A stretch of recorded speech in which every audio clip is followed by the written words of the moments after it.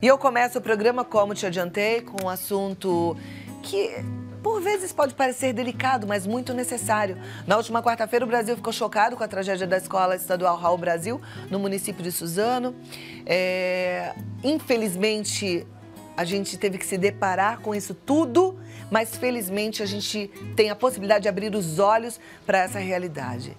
Isso tem a ver com a gente. Isso tem a ver com a minha atitude, com a sua atitude.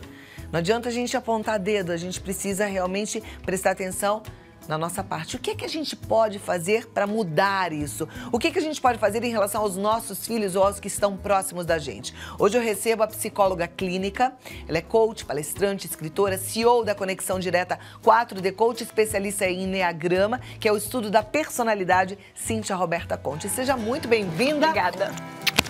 Uma alegria te receber e melhor ainda poder tratar com você sobre esse assunto que é tão importante e tão delicado, né? Eu li vários textos sobre o que aconteceu na tragédia lá em Suzano.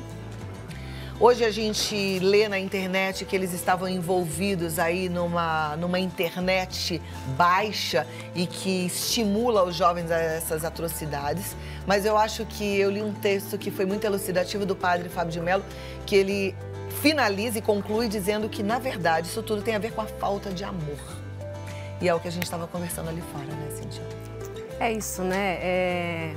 Primeiro, boa tarde. Boa tarde a todos. É um tema que, se eu pudesse escolher um outro tema para vir no programa falar, obviamente a gente escolheria. Mas, é claro, como você falou, é muito importante, né? Aconteceu, muito triste, a gente se compadece, tem empatia com aqueles que estão sofrendo e que sofrem, mas nos abre para grandes reflexões, né? Porque é a gente pensar essa situação de uma forma muito ampla, né? Porque a gente pode parar para pensar sobre transtornos psíquicos, sobre estresse pós-traumático, como que a gente vai cuidar desses adolescentes agora, a falta de diálogo em casa, a falta de diálogo entre a escola e a família, são tantos temas, né? Mas pensando em tudo isso, eu falei, puxa, o que eu gostaria de levar para o programa? E eu acho que todos esses temas têm um ponto em comum, que é o amor ou a falta dele, né? Então, a gente poder pensar na questão do amor hoje em dia, porque eu acho que o amor banalizou e se perdeu e tem se perdido, a gente tem deixado esse amor se perder. Eu falo que agora a falta de amor vira lei, né? Então, agora a gente precisa de lei para os negros, lei para as mulheres ser protegida, lei para as crianças ser protegida. E, de repente, se a gente sentisse esse amor de verdade, né? Se a gente voltasse ao Criador, que quando fala que Deus é amor, né? Significa que a nossa sociedade está doente, está enferma como está, porque a gente tem se afastado de Deus e do amor. Então, é uma questão que eu acho que a gente pode trabalhar, pode olhar com cuidado, pode se repensar, né? Porque é uma situação que aconteceu lá, mas anteontem aconteceu nos Estados Unidos, ontem em Suzano, e amanhã, se eu não fizer nada, pode acontecer na escola do meu filho, na escola do seu filho, a gente não sabe. Então, o que a gente pode mudar? Quais são as questões que a gente pode trabalhar dentro de casa? Eu gosto muito da frase da Cora Coralina, quando ela fala que quer mudar uma sociedade, vá para casa e ame a sua família. Né? Agora, esse ame a sua família, eu acho que é algo que a gente ainda precisa aprender. Porque eu me lembro que nas gerações anteriores, o amor ele tinha muito a ver com a autoridade, mas parece que estava dando certo aquilo. Mas a nossa geração, por exemplo, me parece que se ressentiu contra aquele tipo de educação e veio adotar uma educação liberal, uma educação de amizade, né? Eu sou muito amiga da minha filha, eu sou muito amiga do meu filho. E, na verdade, perdeu-se um pouco esse amor que a gente trabalha aqui toda segunda-feira, que é o amor exigente, que é um amor com comprometimento, né? Com limites, com consequências. Como é que é para achar essa dose correta de amor? O que a gente tem que pensar? A primeira coisa que eu gosto de falar com os pais quando vão no consultório é que como é que está o seu amor próprio? Porque não é nosso papel receber amor de filho. Eu acho que os pais hoje mais esperam é ser amados por os nossos filhos. E não. Pode ser uma consequência das nossas atitudes, mas é o que eu falei, o amor banalizou, então tudo virou amor, né? Então, eu recebo adolescentes no consultório e falo assim, eu transei eu fiz amor com um rapazinho que eu conheci ontem. Eu falo, não, você não fez amor, você fez sexo, vamos usar as palavras certas, né? Porque o amor é algo muito maior, é muito maior que a paixão, é muito maior que o amor fraternal, é algo muito mais amplo e que a gente precisa entender. E você foi num ponto que é fundamental, que é o amor que é disciplina, o amor é limite, o amor é respeito, o amor é não, né? Hoje em dia nós não sabemos dizer não. A culpa toma tanto um espaço dentro do nosso coração que a gente vai cedendo para os nossos filhos. Quantos filhos vivem com os avós, né? São criados pelos avós porque os pais têm que trabalhar. Não há mal nenhum, só que a gente sabe que avô serve para estragar filho. A voz que nos perdoe, né? A voz na casa de avô pode ama, tudo. na verdade é porque assim, porque o papel do avô realmente é esse amor incondicional, vamos curtir, né? Exato, eles já educaram. Eles já fizeram esse papel de educador emocional com a gente, né? Então agora o que eles querem? Eles querem estragar mesmo. Pode subir no sofá, pode. Só que aí o que acontece? Quando essas crianças chegam em casa, é muito mais difícil disciplinar. A gente precisa, como pai, ter mais discernimento, mais objetividade, mais praticidade e mais limite. É muito mais cansativo educar hoje na nossa sociedade, mas é preciso para que não aconteçam coisas e atrocidades como a gente tem visto aí, né? Acompanhar, eu também trabalho, meu marido trabalha, a gente chega cansado em casa, né? Mas a gente tem que saber que nós escolhemos ter filhos. E se a gente escolheu, que a parte mais fácil de ter filho, às vezes para quem não tem problema, é o nascimento. Porque é o educar que é cansativo mesmo. Então tem pais que chegam e falam assim, mas eu já falei 1001 vezes isso para ele. Eu falo, então você se prepare para 1 milhão e com amor. Né? Tem dias que a gente não vai ter amor mesmo, vai falar mais bravo, mas no dia que você está mais tranquilo, que você está mais apaziguado, fale, olha, filho, eu já falei 1000 vezes, mas eu vou falar mais 1500 se for necessário. Mas você tocou num ponto muito correto, que é o amor próprio. E aí eu acho que a gente precisa... Porque educar, né, a gente vai delegando. É o outro, não, o problema é o filho, não ele é que tá mal educado, não. Você, o amor próprio, eu acho que isso aí é a raiz de tudo. Porque quando a gente se ama, a gente não fica esperando a aprovação do filho, a gente não sente tanta culpa, a gente sabe quem a gente é. Exato. Agora, a gente perdeu muito desse amor próprio, né? A gente está também muito perdido.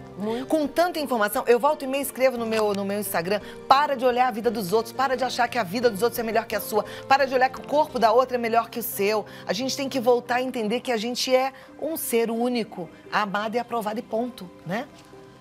E esse amor, eu acho que ele está muito relacionado com a forma de criação que a gente teve também, mas eu sempre digo que depois dos 20 anos é a hora onde a gente pode falar um basta para tudo.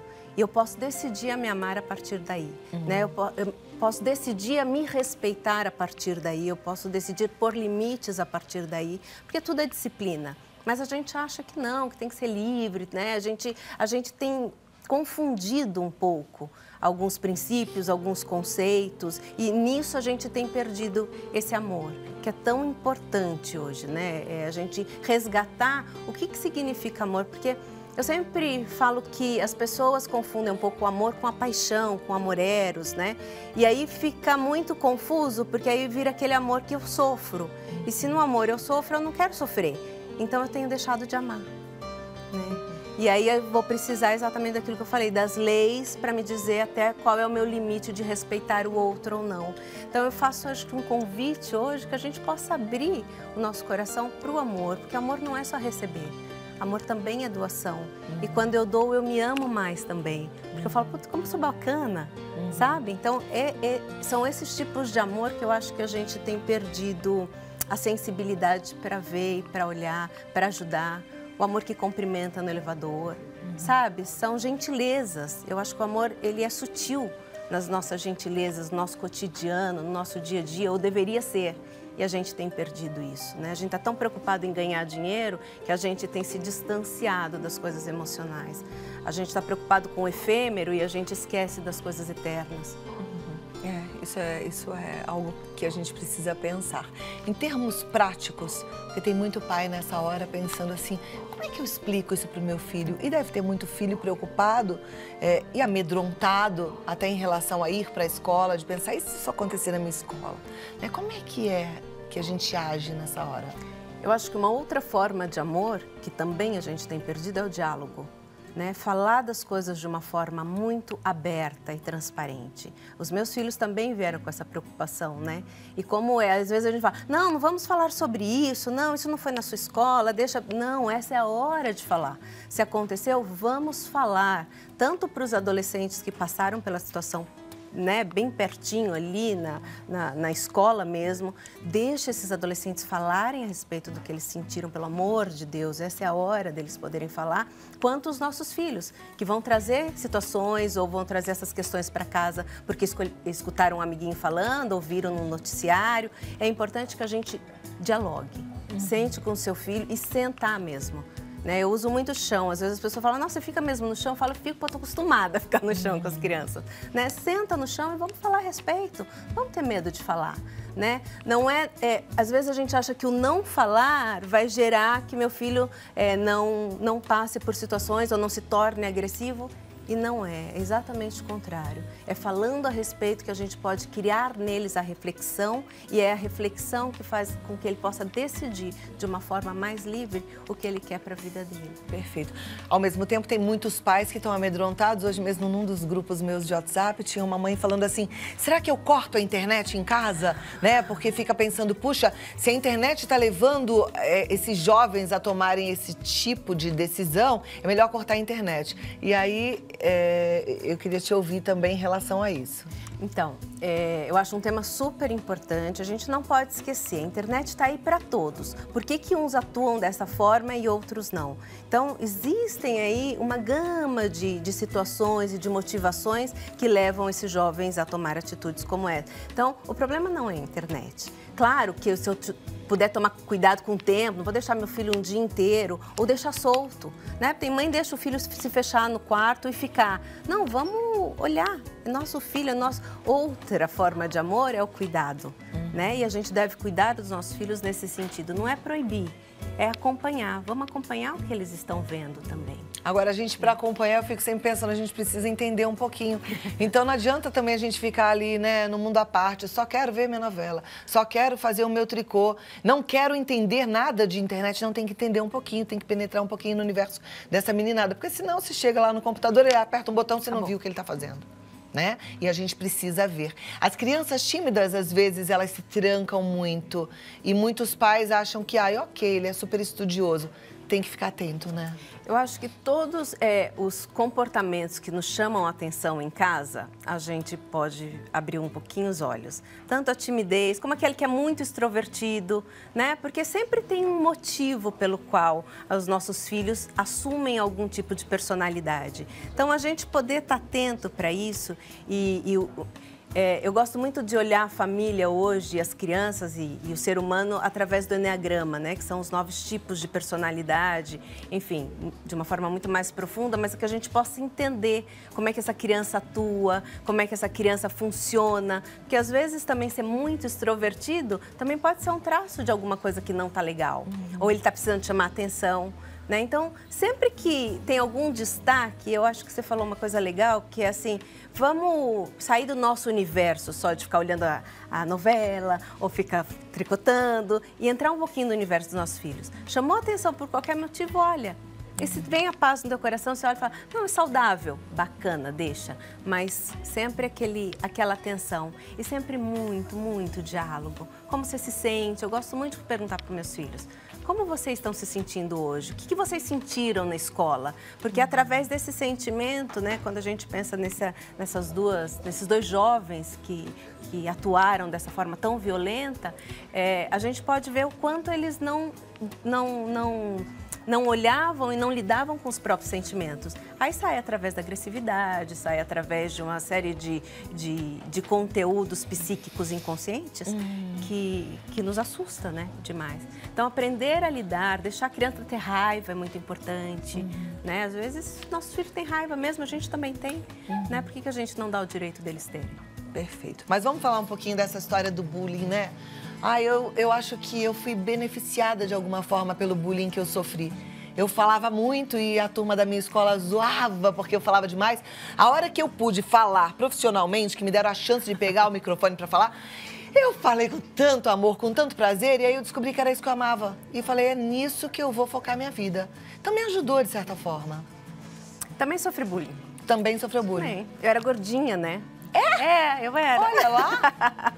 Então, e eu acho que essa experiência pode nos fortalecer ou pode não.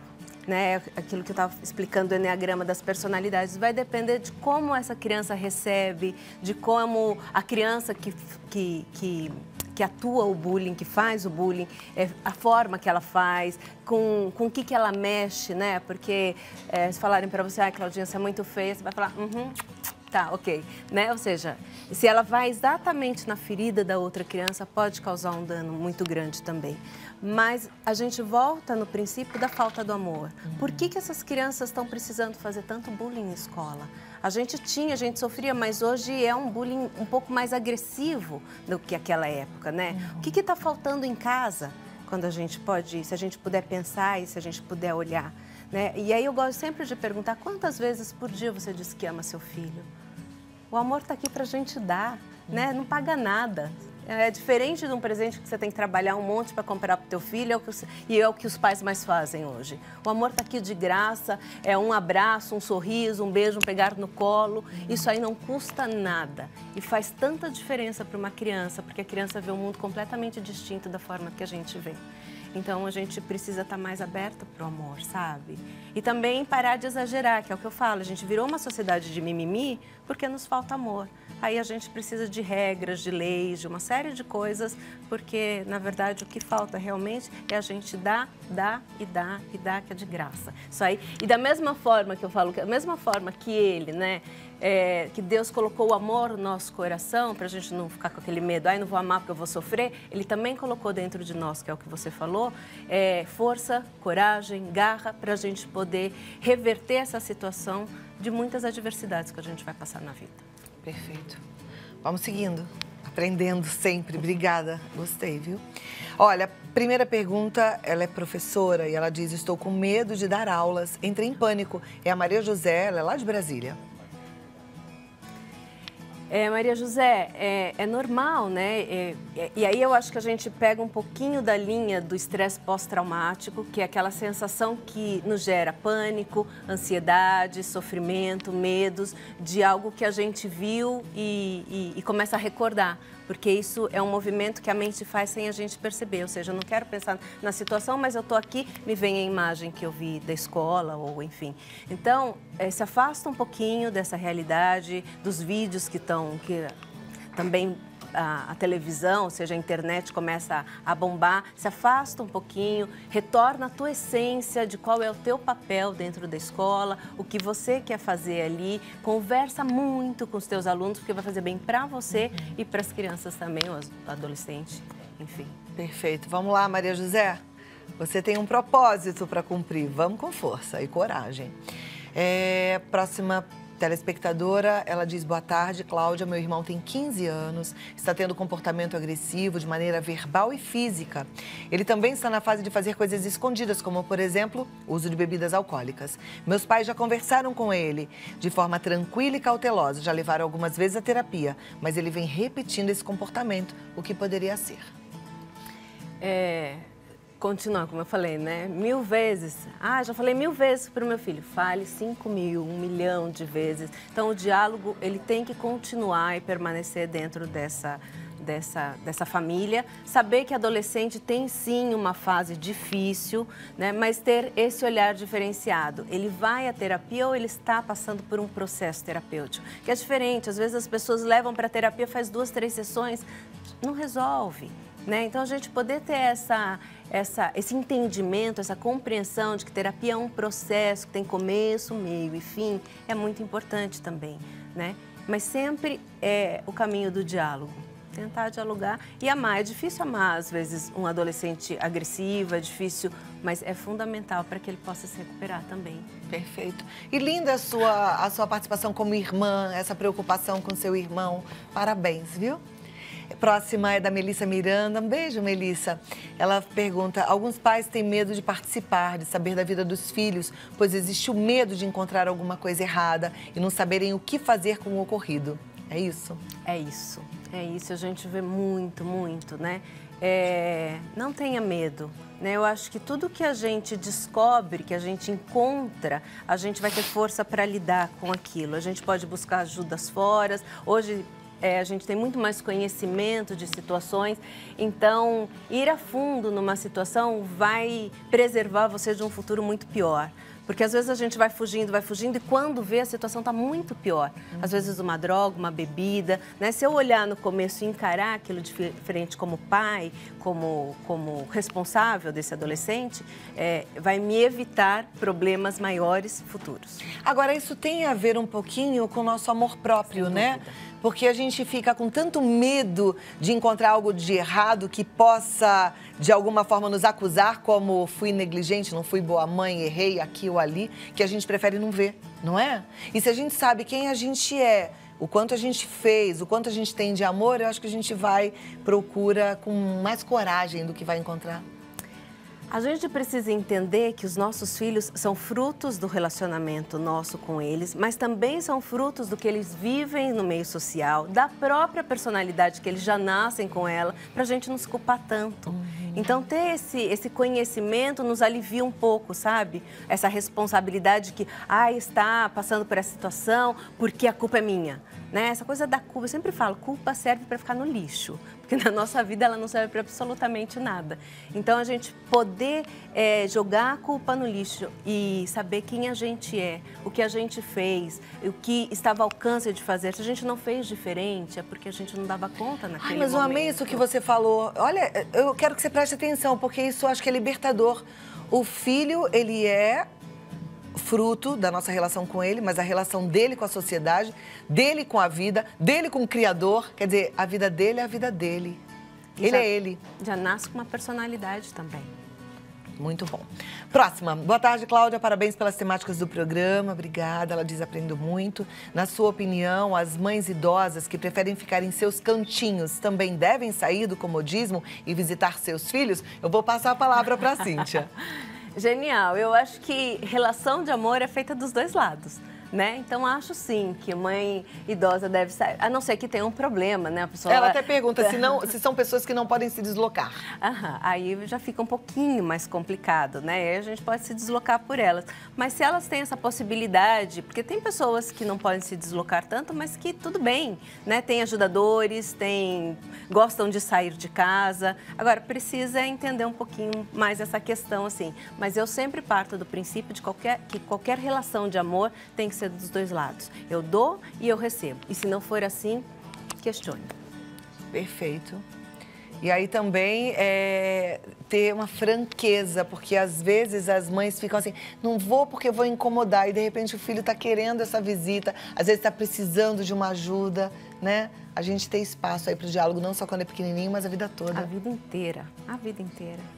Muito bom. Estamos chegando ao fim, mas eu queria te dar aí mais uns minutinhos para você falar sobre o tema, deixar uma palavra final para todo mundo que hoje, de repente, está angustiado com o que aconteceu, mas também eu penso que isso levanta aí brecha para todo mundo poder abrir o coração e até revisitar algumas tristezas, alguns lutos, né, perdas, e tem gente com lutos recentes também, independente do acontecimento agora. Eu acho que eu vou terminar com aquela frase que eu disse, que eu acho que é importante a gente realmente pensar e ter essa certeza.